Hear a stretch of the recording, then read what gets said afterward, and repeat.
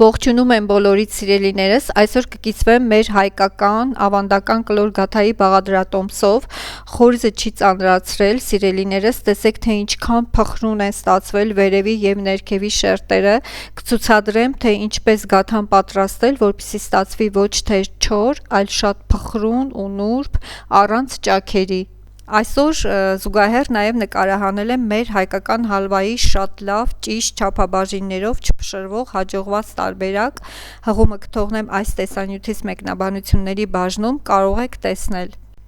Մեր նախնիներից պահպանվել և մեզ է հասել այս գեղեցիկ ավանդույթը, մեր հայկական գաթան թխել, հյուրասիրել կամ բաժանել հարսանեկան տոնակատարությունների ժամանակ կամ ամանորյա և զատկի տոներին։ Խմորի համար անհրաժեշտ է 400-450 գրամ մաղված ալյուր, կախված ալյուրի տեսակից, 250 գրամ մարգարին, 250 գրամ մածուն, այսինքն 1 բաժակ, որի տարողությունը 200 մգ է։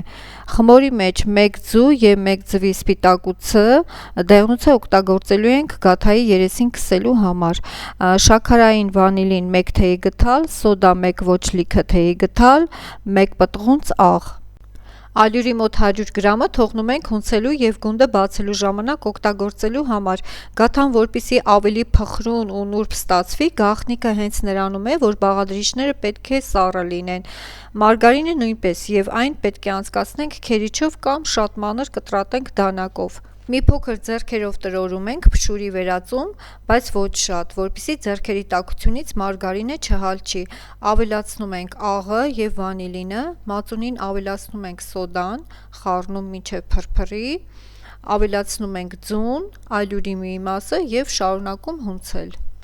Կարող է թվալ, թե ալյուրը քիչ է և խմորը կպչուն է, սակայն նշված քանակից 450 գրամից ավել ալյուր այս բաղադրատոմսում ավելացնել պետք չի, որպեսզի խմորը չծանրանա և գաթան ստացվի ոչ թե չոր, այլ փխրուն։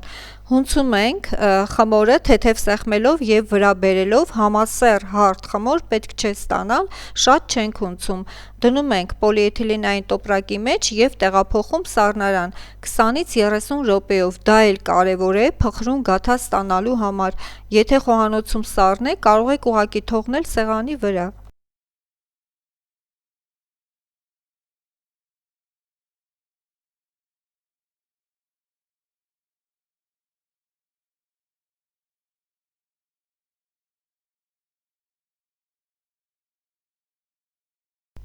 Խորիզի համար անհրաժեշտ է վերցնել 100 գրամ մարգարին կամ կարագ, մեկական բաժակ ալյուր և շաքարավազ,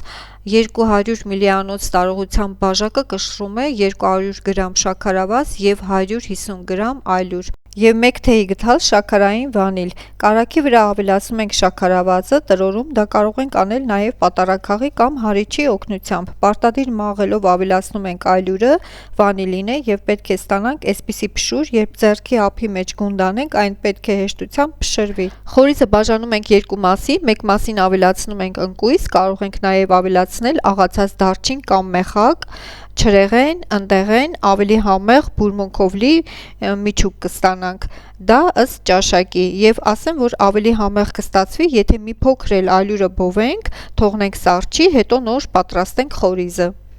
Ընկույզը ինձ մոտ 100 գրամ է, ստանում ենք խորիզի երկու տարբերակ, խմորն ինձ մոտ 972 գրամ է, այն ես բաժանելու եմ երկու մասի, կարող եք նաև 3 մասի բաժանել, կստանաք մոտ 325 գրամանոց գնդեր, քանի որ իմ խոհանոցում տաք է, գնդերից մեկը կտեղափոխեմ սառնարան։ Բացում ենք գունդը, շարունակելով օգտագործել ավելացած 100 գրամ ալյուրից, գունդը բացելիս աշխատում ենք եզրերում խմորը բարակ բացել, քան մեջտեղում, որպեսզի խորիզը լցնելուց հետո, երբ գունդը հավաքենք, վերևի և ներքևի մասում խմորը հավասարաչափ լինի։ Խմորի եզրը մոտավոր բացում ենք 4-ից 5 մմ հաստությամբ, գունդը կբացեմ 24 սմ տրամագծով, դուք կարող եք ավելի փոքր բացել, այդ դեպքում գաթան մի փոքր հաստ կստացվի։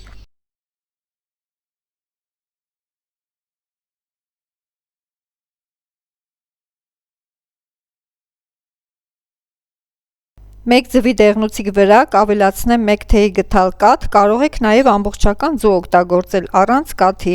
այսքանը կբավականացնի 2 գաթաների երեսը քսելու համար։ Այդ ընթացքում ջեռոցը միացնում ենք, թխելու ենք 180-ից 200 ջերմաստիճանի տակ 30-ից 35 րոպե կախված ջեռոցի տեսակից։ Գեղեցիկ նախշեր ենք անում, պատառաքաղի օգնությամբ անցքեր, որպեսզի թխվելու ընթացքում ներսում կուտակվող գոլորշին դուրս գա եւ խմորի վերևի շերտը չառանձնանա խորիզից։ Նույն գործողությունը կրկնում ենք երկրորդ գնդի հետ։ Գրտնակելիս, եթե նկատում ենք գնդի ներսում օդ է հավաքվել, մինչև երեսին ձուկսելը դանակի ծայրով հանում ենք օդը, որպեսզի թխվելու ընթացքում վերևի շերտը չառանձնանա։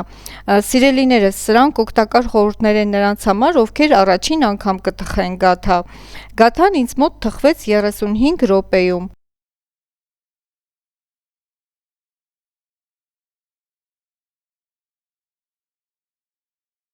Կտրում եմ սառելուց հետո իմ խոհանոցում տարածված թարմ թխված գաթայի անուշ բույրը, սիրելիներս, չեմ կարող փոխանցել էկրանից այն կողմ։ Տեսեք ինչքան լավ է ստացվել, շատ փխրուն ու նուրբ շերտերով, շերտերն էլ խորիզից առանձնացած չեն, հավասարապես թխված է։ Փորձեք, սիրելիներս, դուք էլ թխեք այս տարբերակով, ինչպես որ ցուցադրեցի, համոզված եմ, որ այն ձեզ շատ դուր կգա։ Եվ կխնդրեմ նրանց, ովքեր դեռ բաժանորդագրված չեն իմ ալիքին, բաժանորդագրվեք, որպեսզի բաց չթողնեք իմ նոր տեսանյութերը։